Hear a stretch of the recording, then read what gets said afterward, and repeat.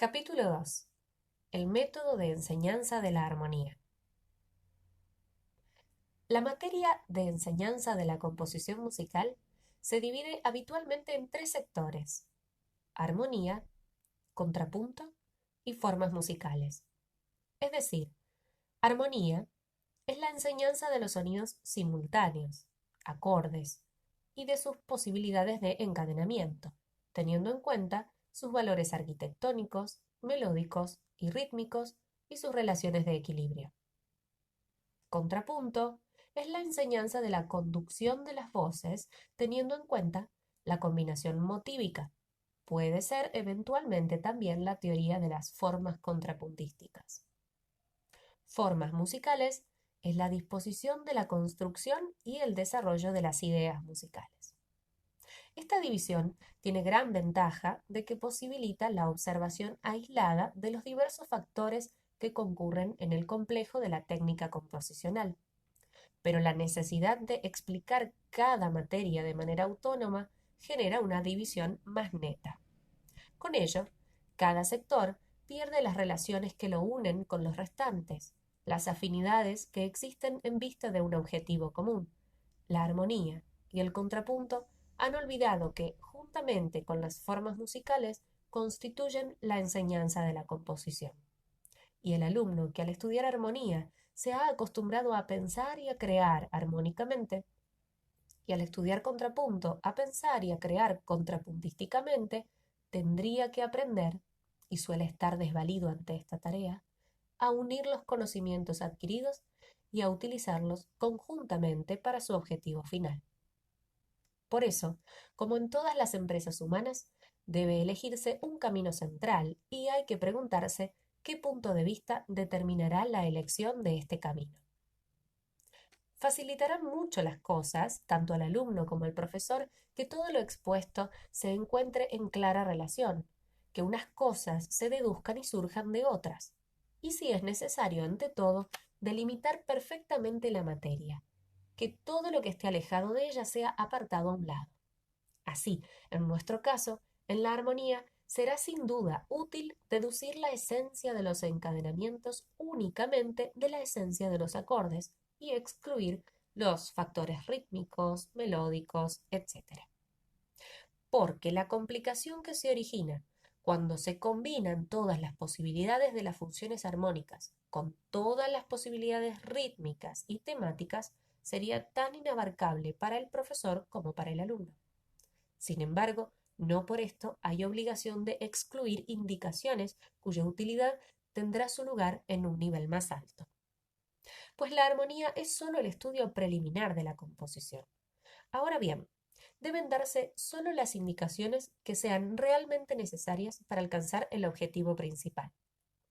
Las que no lo sean deben evitarse como aspectos marginales derivativos del sistema, aunque posean un interés en sí mismas.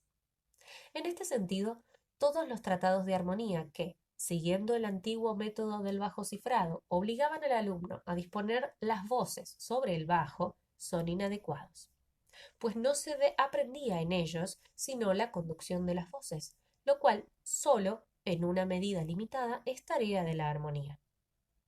La esperanza de que el alumno encuentre por sí mismo buenas sucesiones de acordes es tan legítima como si las aprende estudiando las obras maestras, donde ocurren encadenamientos aún mejores. Así habrá que confiar en el talento del alumno, que es lo mejor cuando el profesor no está en condiciones de influir en él, mostrándole con medios seguros y coherentes las nociones necesarias de una manera consciente. En este caso, está claro que no se practica un trabajo esencial, sino solo secundario, y es injusto para el alumno, que durante largo tiempo se ha limitado a disponer las partes sobre sucesiones de acordes de los que él mismo no es responsable, el colocarle de repente ante la armonización de corales, es decir, ante la tarea de crear sucesiones de acordes de cuya eficacia es él mismo el responsable, sin habérsele explicado antes ni haberla practicado. Es verdad que hay alumnos aventajados que salen bastante bien del paso, pues gracias a la escucha y a la meditación de la música, asimilada durante la enseñanza, poseen un cierto sentido valorativo de las sucesiones armónicas. de modo que el profesor no tiene sino que corregir pequeñas desigualdades, faltas y monotonías.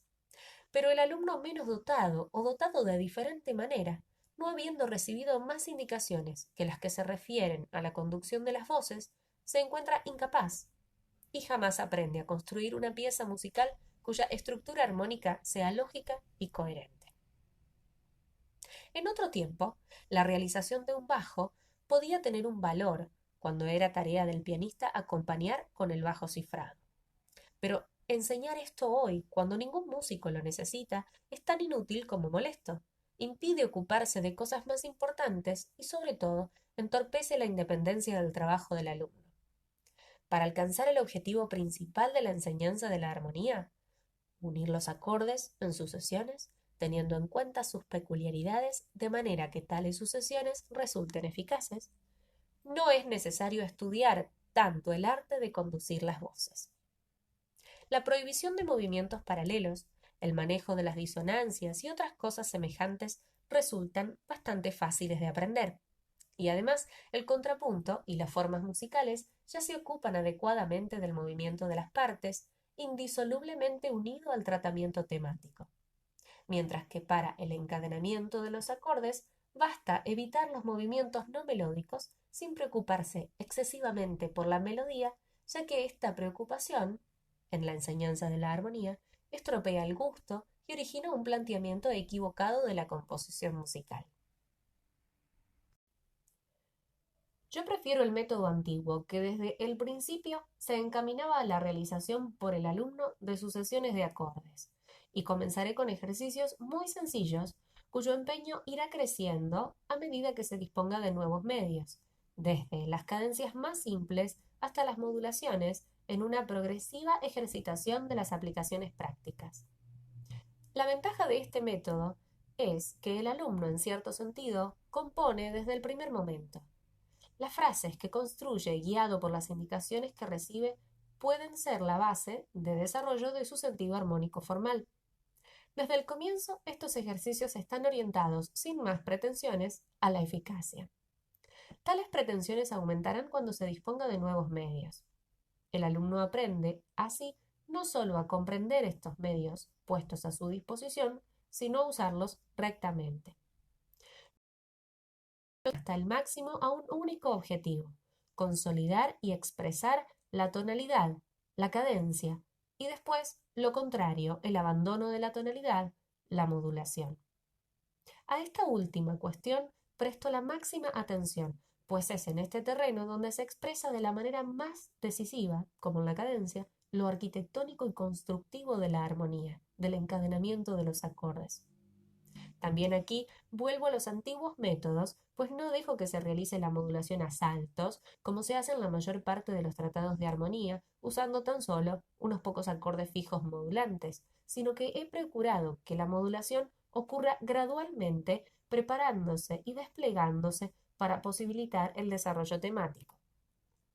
El análisis de las obras musicales muestra que la modulación, por ejemplo, la del tema principal al secundario, se hace casi exclusivamente de esta manera, y la labor del profesor puede ser tan solo proporcionar al alumno la técnica de los grandes maestros y estimularle en lo posible a la creación personal. Y resulta evidente que cualquier otro procedimiento, por ejemplo un método puramente teórico, es inadecuado. Queda el problema de si tales modulaciones bruscas, tal y como las recomienda Richter, pueden ser el fundamento de un desarrollo temático. Es dudoso, pero lo que parece probable es en esos medios recomendados como únicos para estas modulaciones rápidas. El acorde de séptima de dominante y el de séptima disminuida resultan demasiado elementales y primitivos, pues una sección en la que se hace patente un cambio armónico exige medios modulatorios más ricos y más elaborados. He intentado mostrar en lo posible otros muchos medios de modular y sus posibilidades de combinación, o al menos dar algunas indicaciones al respecto. También en los ejercicios de modulación se ha tendido desde el principio no a exponer las soluciones más rápidas y simples, sino a ampliar gradualmente, con vistas al objetivo propuesto, los medios a disposición del alumno. Por ejemplo, en lo referente a la cadencia interrumpida, debe eludirse la monotonía de la repetición, asegurando al mismo tiempo la creciente eficacia de la repetición misma. Así aprende el alumno, ante todo, a lograr la mayor eficacia con los medios que tiene a mano, a utilizarlos hasta el máximo y a no usar más que aquellos que son estrictamente necesarios. Y con esto estamos ya en el terreno de la composición, al menos hasta donde puede llegarse sin salir de la armonía. Pero hay que llegar a este punto.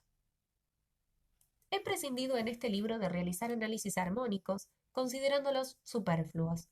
Si el alumno estuviera capacitado para tomar de los ejemplos existentes todo lo que necesita para componer, entonces no sería preciso enseñarle armonía. Y realmente es posible aprenderlo todo por este procedimiento. Yo mismo nunca he estudiado armonía, así que soy un ejemplo, entre muchos, de esta posibilidad. Pero la mayor parte de los alumnos tiene necesidad de ser orientada, y puestos a enseñar debe decirse todo lo posible. Ahora bien, los análisis armónicos son, más que una ventaja para el alumno, una especie de prueba que el autor da de la exactitud de su teoría. No es que yo ignore la utilidad que para el alumno puede tener el seguir los pasos de la armonía en las obras maestras, pero lo verdaderamente útil en este aspecto es estudiar la construcción armónica de una obra entera, el equilibrio entre los acordes y las sucesiones armónicas, y esto no es posible hacerlo en el marco de un tratado de armonía. Lo demás es relativamente inútil. Estos análisis suelen mostrar a través de qué tonalidades modula un tema, o, lo que sería mejor, cuántos acordes aparentemente extraños ocurren en el interior de una idea musical sin que desaparezca la tonalidad básica. Pero todo esto no es necesario si se dan al alumno los medios para hacer el análisis por sí mismo, pues así comprenderá mucho mejor la construcción armónica de una obra que mediante esos análisis previos. Pero las relaciones de equilibrio de los motivos con la armonía, el desarrollo rítmico en una palabra, todo lo que es propiamente composicional, no pertenece, resulta obvio aclararlo, a la enseñanza de la armonía. He aquí cómo aparece de nuevo lo accesorio, y no puedo comprender cómo el alumno pueda entender lo esencial si lo accesorio se erige en un objetivo principal. En general, me he abstenido de polemizar con métodos y teorías de ciertos autores y me he limitado a explicar las cosas cuando he creído que era necesario explicarlas. Ahora bien, donde he iniciado una exposición que me parecía nueva, me he visto obligado a repetir viejos usos. Por la razón antes expuesta, no me siento obligado a señalar qué ideas de este libro considero nuevas. Como músico no formado en lecturas exhaustivas, sino que he obtenido principalmente mis conocimientos como resultado de mi labor pedagógica y de composición, me permito dispensarme de citar las fuentes científicas, tal y como es costumbre en los trabajos teóricos. Una labor tan pesada y estéril solo puede emprenderla quien se interese más por la teoría que por el aspecto vivo del arte. Reconozco abiertamente que debo muchas ideas a los tratados tradicionales.